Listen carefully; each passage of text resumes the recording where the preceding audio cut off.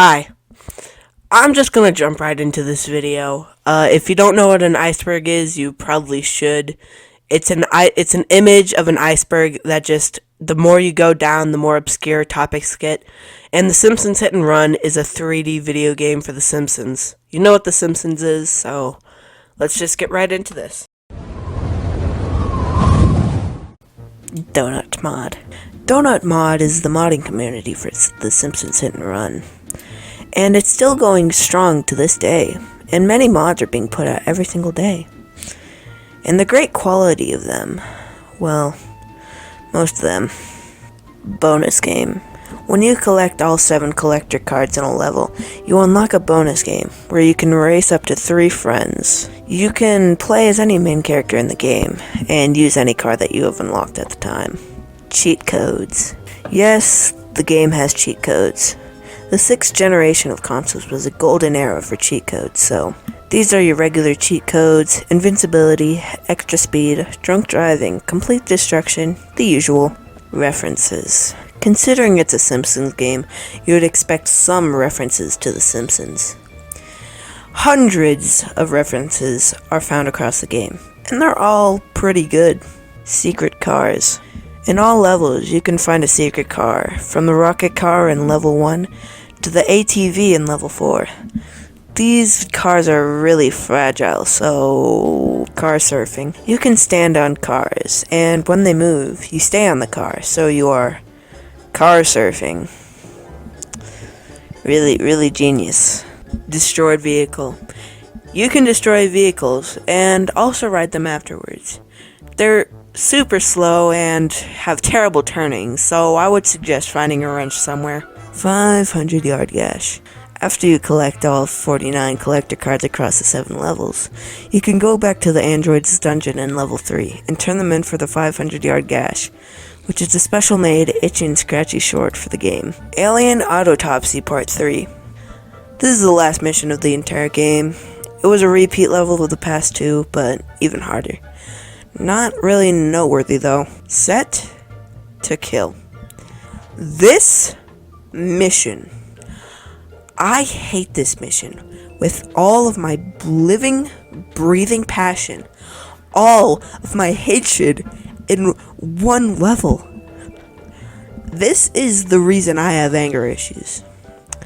So, you have to drive your car across the entire map, hitting 25 ray gun stands. And you have to return to Krusty Lou Studios, right? Simple. They add a 2-minute time limit for the entire thing. What? How? And you wanna know what's even crazier? The first time that I played this level, the very first time, when I was really young, I beat this level first try. GTA 3. Nothing much to say, it was just the inspiration for Simpsons Hit and Run. Character mods. These are basically just mods that replace a character with a different mod. Mario, Mr. Bean, Kermit, anything really. Vehicle mods. These are just mods that add a new vehicle to the game.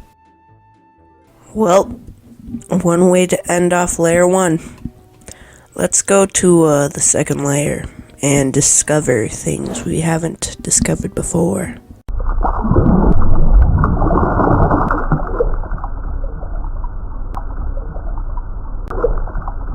Reused voice lines from Road Rage. They have many reused lines from Road Rage, because why re-record a voice line if you already have it? Rich side of level 7. In level 7, the entire rich side of the map is cut out, due to it being rushed. Red brick car. This is an unused vehicle, probably used for testing the driving mechanics. You can actually use it with a cheat code. Unused racetrack. In the files of the game, you can find a racetrack that was never used. It was most likely a bonus game track. Streetlight launch. If you want to launch your car and fling it across the map, well, here you go. Hit a streetlight and get out of the car before it falls. Now, the streetlight is frozen and doesn't have any collision. Now, park your engine in the light and get out. Now ground pound the car. It's going to go flying across the map and probably get destroyed in the process. Have fun! Inside Mr. Burns' mansion in level 1. As we know, in level 1, Mr. Burns' mansion is blocked off, but the inside is still modeled, It doesn't have any collision because you're not supposed to enter it. Invisible driver. Another glitch, pick a car where someone else drives. Go up to a wasp and make them shoot their electric thing at him or her. Now they're invisible and have been kicked out into the real world. And they have collision, but they have really weird collision. Replayable flaming tires. In the early versions of the game, you could replay Level 7's bonus mission. Level 7 was rushed. Many people think that Level 7 was rushed because the rich side is completely cut. Also, half the missions are completely the same. Holiday themes for the main menu. When you boot up the game on Halloween, Thanksgiving, or Christmas, you get a special main menu. Kinda neat. Ice cream truck. This is an unused car from the files of the game. It was a planned traffic vehicle for Level 1. American Gothic painting. A texture of the American Gothic painting is seen outside the first level. It was probably an unused asset from the Stonecutter's tunnel. Rube's remake. I find this entry really fascinating because he's recently been working on a more refined version of this remake. And he's already almost finished. It's beautiful and a really faithful recreation. I'll link his channel down in the description. Fully connected map. A mod made by Kulu mixes all 3 main levels into its own map. Many other campaign mods use this map because it's an expansive map that actually includes a lot of new references to The Simpsons. Annoy Squidward. This is a mod by Nightbane and uses SpongeBob and Simpsons Hit and Run for a pretty good campaign mod. Road Rage Returns. This is a mod that blends both the Simpsons Hit and Run and Simpsons Road Rage. And all the maps from Road Rage are in the game. It's a really good campaign mod. You should check it out. Simpsons Hit and Run Online. This is an add-on for the Simpsons Hit and Run, and it allows you to play the game with your friends. You can also play with other people besides your friends. Hit and Run was originally a sequel to Road Rage. I'm pretty sure that this refers to Hit and Run was going to be a sequel to Road Rage, but it was changed really early on. Fat and Furious shortcut. On the last mission of Level 1, you can basically break the whole level. Before you talk to Carl, drive your car in between the entrance of the power plant. Then start the mission. Run over to your car and get in. Now drive to the power plant, and you can beat the race easily. You can skip almost every mission. After failing a mission at least 5 times, you can skip it. The only mission that you can't skip is Alien Autopsy Part 3. Lisa's science project was actually Bart's. I'm guessing this refers to how Lisa's science project from SMRT is actually one of Bart's projects from the show. Now, I think it's time we look below us, into the rest of this iceberg. Yep, we have a long way to go.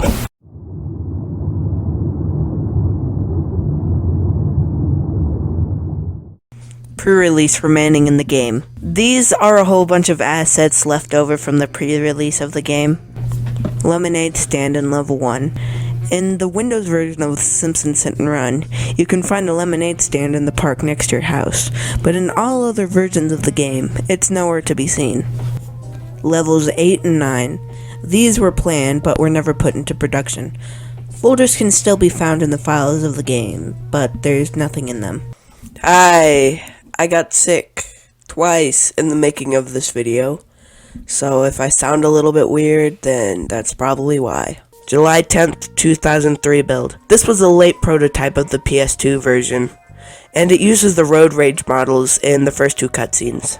Audi TT. I'm pretty sure that this was a joke asset left in the game.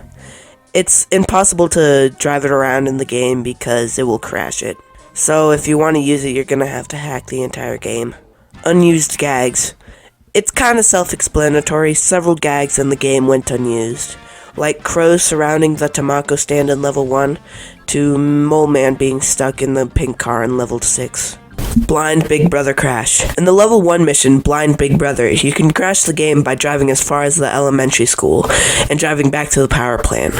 The power plant couplings will be gone, but going near one of the positions of them will crash the game. Legs. Legs is a character from the Springfield Mafia, but isn't seen in the game, nor does he have a model. He does have certain voice lines of him doing actions and sorts. What are you, on a giggle juice? I'm gonna whack you so hard. I need a mob doctor. Give me one good reason not to ape your pickles. You're looking at some serious bustafazoo. Hey!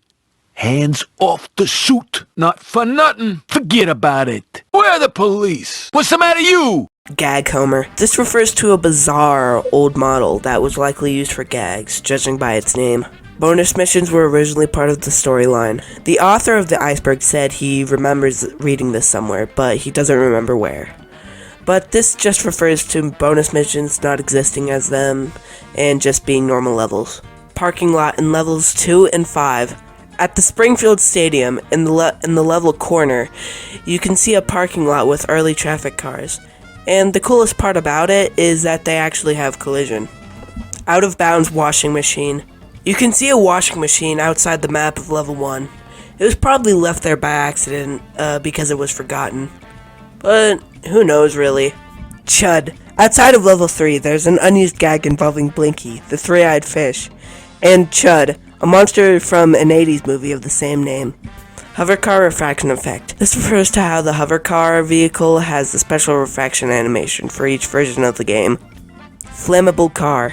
If you destroy a car to be 100%, but do not explode it, you can go into the phone booth, select it, and have it be on fire. Really cool effect, but if you hit anything, the car will explode. Ghostly voices in the playground. If you go into level 7 and go to the playground, you can hear children's voices that are played backwards. This fits the theme of Halloween in that level though, so it's not that out of the ordinary. Steamed hams, but it's a mod for the Simpsons Hit and Run. This moment from the Season 7 episode, 22 short films about Springfield, was made into a mod by Nightbane.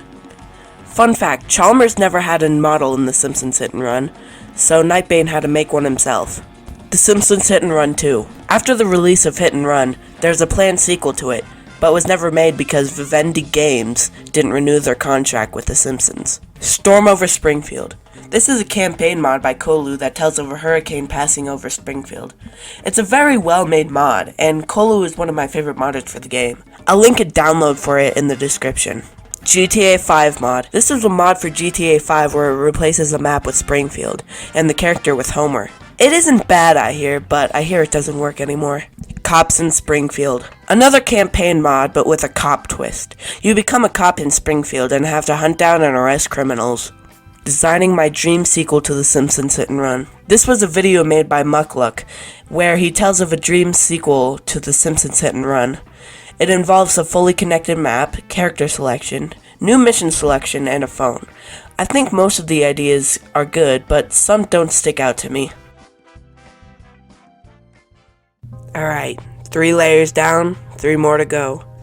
I know that this was a pretty short video considering that this is an Iceberg video, but I just really want to put all of my effort into these 3 layers next, because I really think that they have good ideas and a lot of them could be explored a lot more thoroughly than what I did in this video, because they were just simple, like, just explanations, like, just straight to the chase, like, yeah.